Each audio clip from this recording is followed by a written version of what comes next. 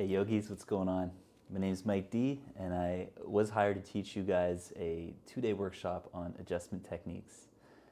Obviously, we can't really do that given the situation, and it's not clear if we'll ever go back to a situation in the near future where we can use adjustment techniques. But what we can do is understand how to adjust things in our own bodies and understand how a little shift in one part of the body can affect everything else about the posture and about our joint positions.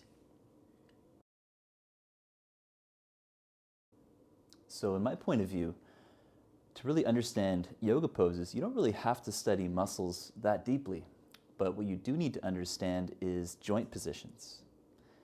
When we're adjusting somebody, we're not really moving their muscles, we're moving their bones.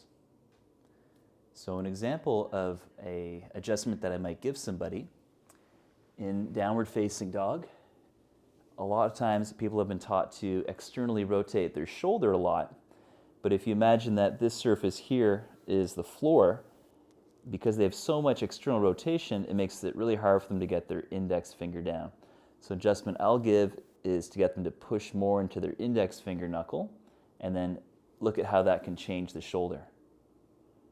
So instead of actually grabbing someone's shoulder and turning it one way or another, we can shift the emphasis to, say, push into the index finger knuckle and let the shoulder blade lift. And as a yoga teacher, that also protects you in liability, because you don't want to be, grabbing someone's body and moving it someplace where it isn't ready to go. And we can't really tell as yoga teachers. We're outsiders. The only person that's really going to know what they're experiencing is that person. That said, in certain poses, there are certain conditions that probably need to be met in order to do that pose in a way that's not going to hurt anything else in the body. And so let's study the anatomy of the body and learn how to use joint positions in our own practice, and then that understanding will translate into how we describe yoga, what we cue and what we don't cue. And at the end of this, I'll give you some adjustment techniques that you can broadly apply across a huge family of poses. So let's get started.